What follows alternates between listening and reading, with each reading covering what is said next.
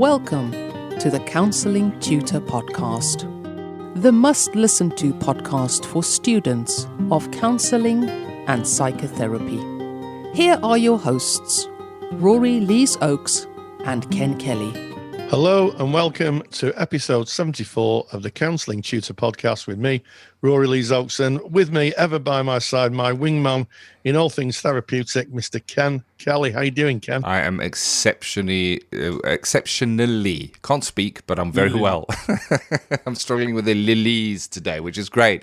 Great episode 74, Counselling Tutor Podcast. What can you expect for lending us your ears today? Great episode. And there's a theme that runs through today's episode, which you may spot if you're very finely attuned. We start off by speaking about self-concept, looking at self as a counsellor. What is self-concept? How do we see it in self? How do we see a client through their own self-concept, and how can we work with that? Looking at attending, and that's in practice matters. And of course, we have to look at our self-concept to be able to attend, do we not, Rory? And you're going to be bringing us some info on that. Well, give us a taste.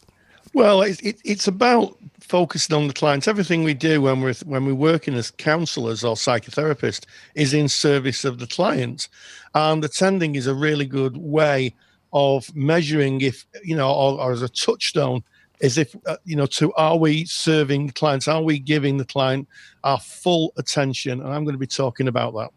Excellent. And then we're going to be ending episode 74 by speaking about unconditional positive regard, UPR. And this is a topic that comes up again and again. I remember when we were teaching together, Rory, when we were tutoring counselors, that question would come up often. How can you have unconditional positive regards to somebody who maybe has done things that are, that jar with your own self-concept? There, you see, we're linking it together already and we haven't even got there. So kicking off with self-concept. Give us a flavour of self-concept, Rory. Well, self-concept has been discussed by many psychologists and sociologists, and we're going to put our attention today to, I think, Carl Rogers' notion of the self-concept. And if you want to kind of do some really good reading around that, he outlines that in his book called On Becoming a Person. I think it was published in 1961, if my memory serves me. But what he did was he borrowed, one of the people who influenced Rogers a lot was Søren Kierkegaard, who was a Danish philosopher. And Kierkegaard's quote of, "To be true that self which one truly is," to be that self which one truly is, self-concept, how we see ourselves, and more to the point, how we value ourselves. Valuing and our self-concept are really linked together like, I don't know, fish and chips. I like it. Yeah. Yeah, a cultural reference coming from your self-concept, Rory. And that's the thing, So I've got a bit of a definition here. Self-concept is how we view ourselves, which is exactly as you've said, Rory. It's a picture that we create from our own subjective reality, and it's made up of the certain conditions that we hold as our own truths. And that's going to be linked to who we are, where we live, what family we were born into, what our belief structure is. All of that is going to form your self-concept and the way that you look at the world. It's almost a lens that we have, that every single person has. And we see our truths through our self-concept, measured against our experiences that we've been taught, our self-truths. Yes, and Rogers was immersed in the philosophy of phenomenology, the philosophy of perception, and self-concept is all about our perception. And interestingly, he talked about the real self and the ideal self. So the organismic self, a word actually not coined by Rogers, I discovered this morning. It was coined by someone called Seaman in 1983, but I digress. But yes, the organismic self is that who we are, and the real self is that of which we want to become. And it really does link into Rogers' idea of this is a motivational growth model. A lot of people forget that the person-centered therapy is a motivational meta model. In other words, it's about helping clients pursue who they want to become. I like that. And we're called upon as counselors, as psychotherapists, and we're called upon this in our training to really examine ourselves. That's why we have the personal development groups. That's why we do the exercises such as Johari's window. That's why we have feedback from others for areas that are maybe unseen to ourselves. But it's interesting, if you ask a regular person, I don't know what a regular person is, Rory, but I'm using the term. If you say, who are you? Tell me about you as yourself. So often we're likely to define ourselves by what we do. Oh, I'm a plumber. And I live in such a place, and I'm married, and I have so many children, and we define ourselves by what we do and that is around us. But there's so much more to us, and as a counselor, we need to dive under the I'm a plumber and start looking at what is going on inside us. That's why journaling is just so helpful in us seeing our own self-concept.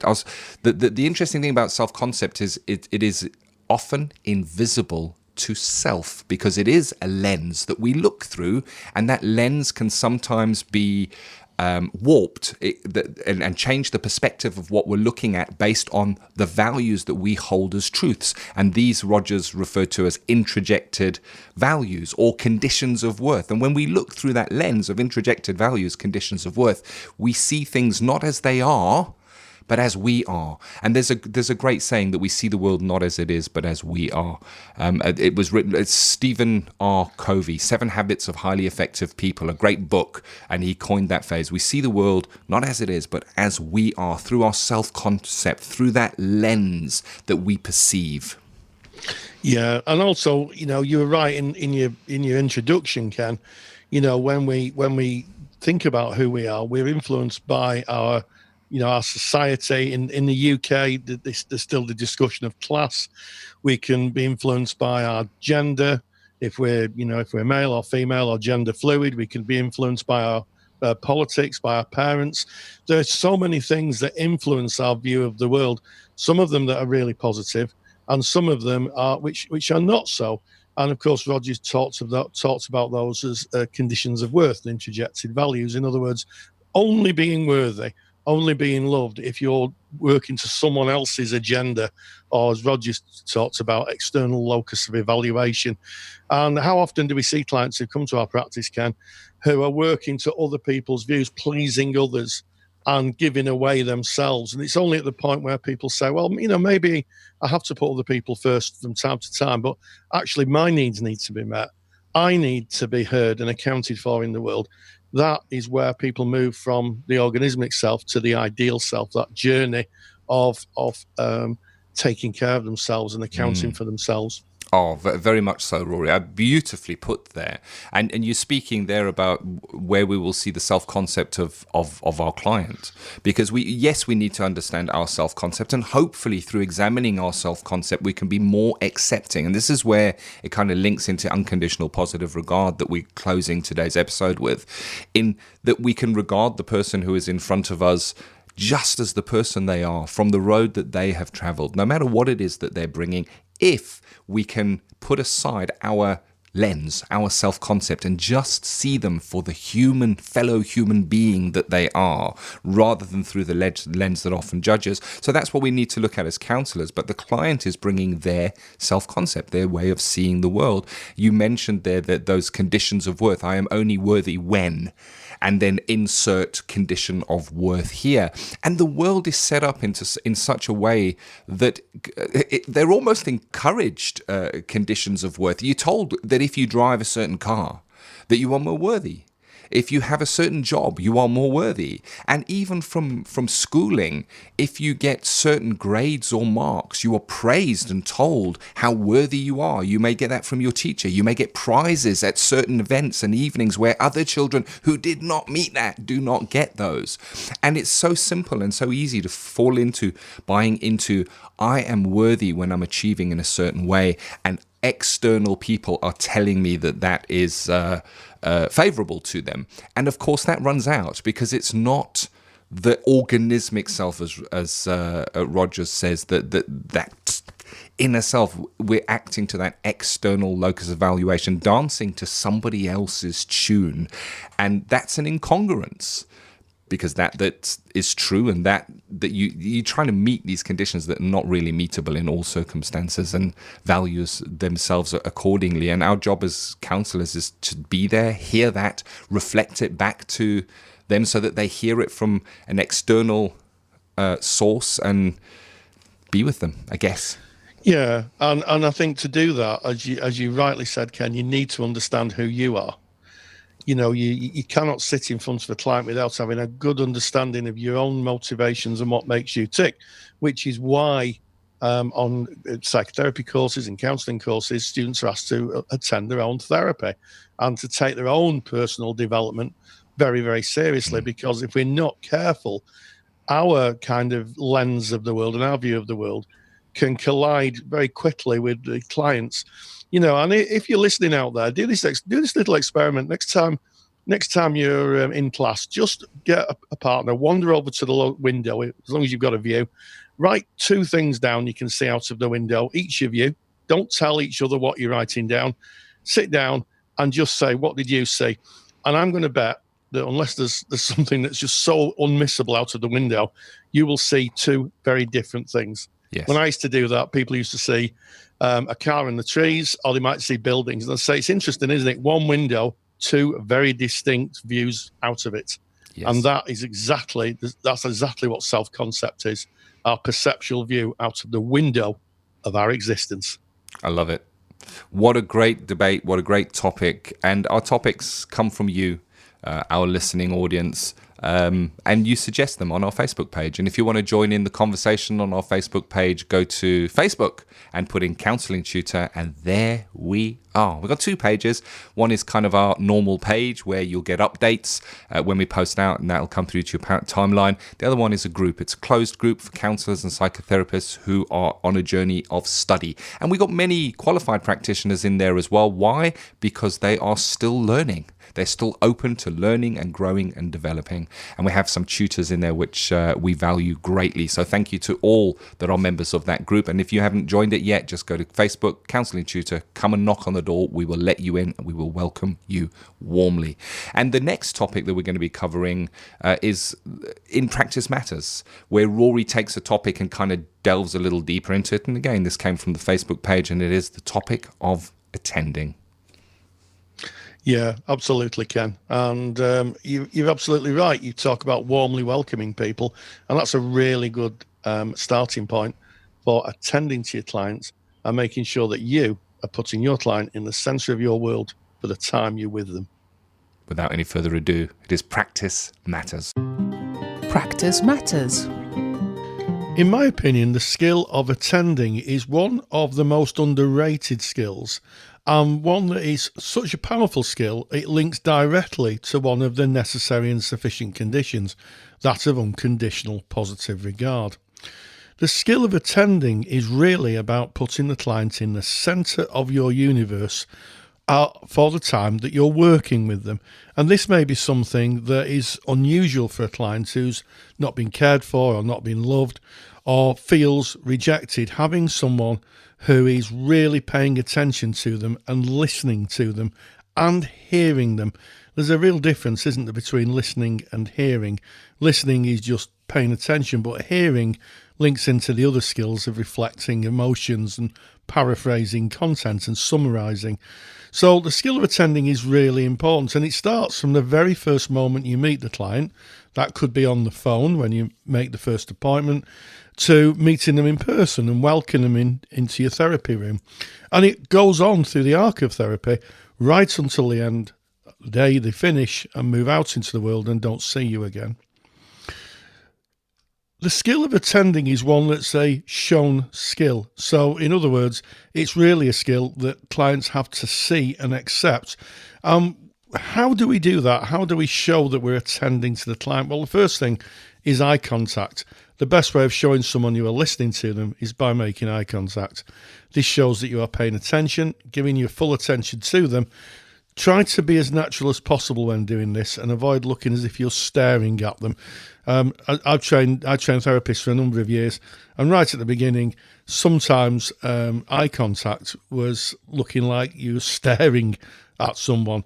And as a consequence of that, it looks a little spooky. So, yes, you can look away, but really paying attention. And one plea on eye contact. In the Western world, it's considered a way of showing that you're paying attention and showing you're being honest. In Asian countries, eye contact can be seen as disrespectful. And also that you're kind of sometimes not pure, that you're showing your disrespect through that. In some other cultures, it can be seen as really a sign of aggression. So you have to be culturally sensitive when using eye contact. How else can we demonstrate that we're really paying attention to the client? Well, the way we sit. It can give important clues to how much we're listening. Being relaxed and comfortable allows you to focus on the client and not yourself. Sometimes leaning forward to the client to indicate how intently you're listening to them. And I found myself in my practice, if a client's really talking about difficult material, finding myself moving closer to them. And it's a sign, I think, for me, of saying, I'm not shying away from this. I really want to hear this and help you. And it can be really powerful just to see someone leaning in and really showing that you're paying attention, always providing you've got, a respectable distance between you. Being aware of body language or non-verbal communication. Sitting with arms crossed can be seen as a barrier, as can waving your arms about. I've seen students gesticulate, in other words, waving their arms about. And while I understand it can be a preferred form of communication for some people, it can be a little off-putting. So I sit with an open posture and showing that I'm being open to what the client's telling me. A Greek philosopher, and I think it was Marcus Aurelius, but I'm up for correction here, says the reason we have two ears and one mouth is so we can listen twice as much as we speak. And I think this is a really good balance of our responding and listening in the therapy room. It's not an exact science, obviously, but I think it's a really good balance to be able to say, well, for a third of the time we may be responding, but the majority of the time is the client speaking. The other thing that shows good attending skills is making sure that access to the room and the room itself is appropriate for counselling. Under the UK Equality Act, we have to make reasonable adjustments. That might be a hearing loop for people who've got hearing difficulties, or it may be access for people who are wheelchair users. And we have to make sure that the room is comfortable and safe. And within that, it's possible that sometimes clients may have specific wishes, and where possible, we try and accommodate them. An example would be, I've read recently of a therapist covering up a mirror in her practice room because the client struggles with their self-image. And also, for some clients, they may have requests. Certain objects aren't in the room because it could trigger them. And I recently read a complaint that was upheld by the British Association of Counselling and Psychotherapy, where part of the complaint focused on the fact that a client had asked for certain things not to be in the room, and the therapist hadn't removed them. So that, that's a lack of attending. And attending is, if a client asks for something, if you can do it, then yes, then you accommodate them. I think also attending is paying attention to endings. Endings are one of the most important parts of the therapeutic arc. The opening and the closing is really important. I mean, all the therapy is important, but a good ending is really important. And it's important here in terms of attending is making sure that endings are planned. You can't have an ending where a client just turns up one week and you say, that's it, we're done, thank you, because that's completely disrespectful, can be quite traumatic or frightening for a client. They need to be planned and planned in advance. And also, if you're working to a number of fixed sessions, as I know a lot of student therapists are, it's different in private practice, but in pro bono work, in student work, you usually have fixed sessions, not always, but sometimes. It's always useful to speak with the clients about endings in advance, and also be thoughtful of mapping support as you come into the end. If a client is coming to the end of therapy and feels they need more support, help them map their support network and maybe make an appropriate referral to be able to give them support as they go on into their lives. So that's the skill of attending, and an important skill, and one that we need to practice right through the beginning to the end of therapy. Thank you as always, Rory. Attending, so important in the counselling relationship. And of course, Rory always has a super duper handout, and you can get Rory's handout by going to our website. That's counsellingtutor.com. It's 2 L's in counselling because we're based in the UK, and hey, that's how we spell it. Counsellingtutor.com. Click on the podcasts tab. It's right in our top menu. And go to episode number 74. And there you will find all the show notes from today's discussion from our podcast and all the links that we have mentioned. Some bonus links there as well. So always worth going and having a look because there's always some additional references. And of course, you can download Rory's handout on attending from within that page as well. So that's counsellingtutor.com, podcast tab, episode 74. Hey, if you're a member of the Counselling Study Resource, and that is our paid for part of Counselling Tutor, we do so much free stuff, including this podcast that you're listening to now. But we do have a dedicated paid for library or resources section. And if you are a member of the Counselling Study Resource, well, the handout has already been added to your handouts vault in your CSR dashboard. And if you're wondering what is the Counselling Study Resource and how can you find out more, just stay tuned, because at the end of each program we put a little sting on that'll tell you how to find that and what it's about. But moving on with today's episode, and keeping in line with the theme that's kind of been running through today, we're going to be looking at unconditional positive regard, UPR, Rory. Yes, first outlined by Rogers himself in his kind of preamble to the massive work that he did, the 1957 Journal of Consulting Psychology, where he outlined 6 necessary and sufficient conditions. And one of those was unconditional positive regard. And it's really interesting when people talk about unconditional positive regard, what their view of it is. It seems to be different to different people. Rogers called it prizing. I like that. A non-possessive warmth. Actually, I like Rogers' writing, non-possessive warmth, and it's something that we should offer our children unconditional positive regard. This is where it starts. When we nurture children, we don't judge them. Sometimes people get things wrong, and I always like to say, we talk about the sin, not the sinner. Yes. So we say, well, you've now, just trying to think of something from my past, you've now painted the wall. That isn't really good with your crayons. But you're not a bad person. It's just that, we don't do that. And these are the reasons why. And, we get clients who come in who've been told and had messages that they're less than. It becomes personal. And they interject it. They take it in and they believe they're stupid or foolish or not worthy. And our work as therapists, it doesn't matter which modality you're in. I'm going to say that. I'm going to put that out there right away. Doesn't matter if you're a TA therapist or you're a CBT therapist or the plethora of therapies that are out there. The research tells us that if you have a warm therapeutic relationship with the client, you're going to get the better outcomes. And UPR is about being non-judgmental. You're freeing clients from judgment that they've had put on them for many years. And as therapists, we hear that a lot, don't we, Ken? We do. I love, as you say, Rogers's words. They're they're almost poetic, but they really cut down to exactly what it is. Non-possessive warmth. I really love that, because it's about an agenda, isn't it? If we have an agenda of what is right, what is wrong, what road somebody should be taking under certain circumstances, then there's a possessive element to that. We're possessive of our own self-concept of how they should be doing it and the route that they should be taking it. Non-possessiveness means that they are free to go wherever they choose to go.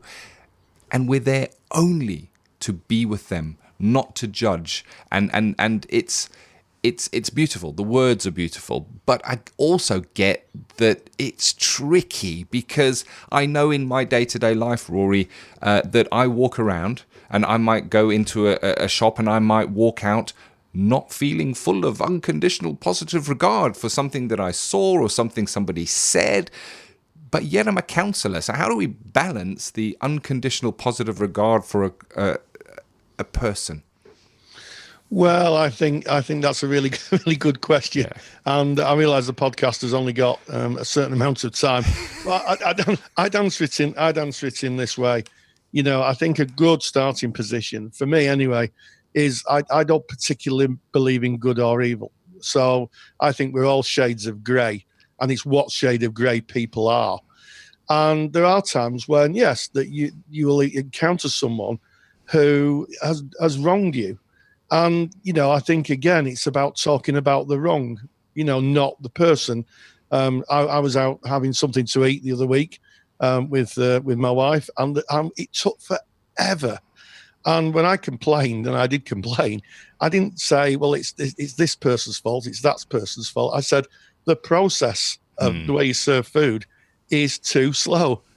And once you take the personal out of it, what happens is you could then engage in a dialogue. If someone says you're not serving me quick enough, the other person becomes defensive, and before you know it, you're in an argument and you're not getting very far, and both people come away. So it's looking at the situation and standing away. I think sometimes from the emotional side, difficult if someone's personally attacking you. I think, but we're only human. It is, and I think what's important for me here is that when you are in a counselling relationship, it is a protected relationship. It is protected via boundaries. It is protected via a contract, and it is a specific relationship set up for a specific process to take place. And it is there where we hope to exercise a way of being that is unconditional positive regard for the person who sits in front of us. When you're driving your car and somebody cuts you off, hey, you're not in a counselling relationship. So if you maybe do not exercise 100% unconditional positive regard, I think you say, Rory, that the volume is changeable on the UPR, the empathy, and all of the conditions. We are human, and we will continue to be human. It is in the counselling room. But it is also interesting that we're told that this is a way of being. Rogers says that it is a way of being, unconditional positive regard. It's not something you do. It is a way that you are. And that becomes tricky. And it becomes tricky. I remember when I was studying, I was going, give me the rules. If you tell me about reflection in counseling, you tell me exactly what it is, saying the client's words back to them. Okay, I can do that. Well, tell me what unconditional positive regard is and what I need to do. It's trickier. It's more about understanding the base philosophy of what it is, as we've been speaking about, Rory, and looking at self, looking at your own self-concept. Because if we are judging a client, if we are making a call on what they should do or shouldn't do as they're bringing their material, we're looking at them through our lens, our self-concept lens. And if you want more information on that, head back to the beginning of today's podcast, because we speak about it in depth. And when we understand our lens and we understand that it is there, then when a client is bringing information, we can be more able to exercise that unconditional positive regard, even if something that they say does not 100% agree with us. We can understand that that is because we have a lens, and they have a right to feel that way and think that way and have done that in that certain circumstance. And we can put our lens one side, know that it's our stuff, and be more there with the client in their frame of reference, non-judgmentally, unconditionally prizing them for who they are and what they're bringing. And how often, Rory, do we hear in the session rooms where a client will come in and say, you're probably going to think I'm really stupid when I say this? Oh, Ken. If I have lost count of the times people have apologized for their very existence as a therapist. Yeah. And sometimes, you get clients who are, they're in the throes of high emotion. They may say something to you. They may even blame you. It's happened to me. Yeah. And I always hold on to that, because it's not very nice if you're sat in the therapy room and you've got a client who's, sort of verbally attacking you. It sometimes happens. And I always think that all behavior is goal-directed. When that happens, I'm always drawn to, I wonder who I am to the client. Our old friend transference, which we're not going to talk about a lot today. But if that happens, It's easy. I usually say to the client, who do I remind you of? What has I said that's brought that? And it's amazing that you can bring it back by being non-judgmental and non-defensive in your practice. People say, well, you remind me of my dad. And I just quietly say, well, I'm not your dad. Wonderful. And there you go. There's a wonderful technique that can be used there. And how do you exercise unconditional positive regard? Because you can. And if you are studying counselling or psychotherapy, then chances are there is an aspect of personal development as part of your training.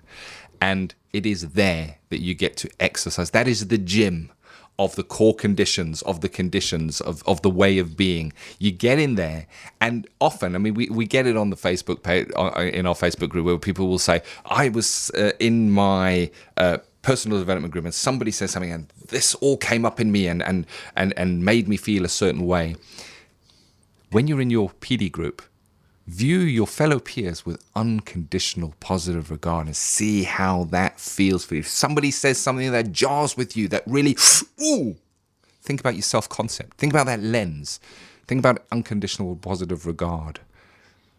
Absolutely. And always remember that all behaviour is goal-directed. One of Roger's touchstones. Yes. So if someone's behaving in a certain way, if you understand or you can get a sense of the goal around that, it makes a lot more sense of why people behave in the way they do.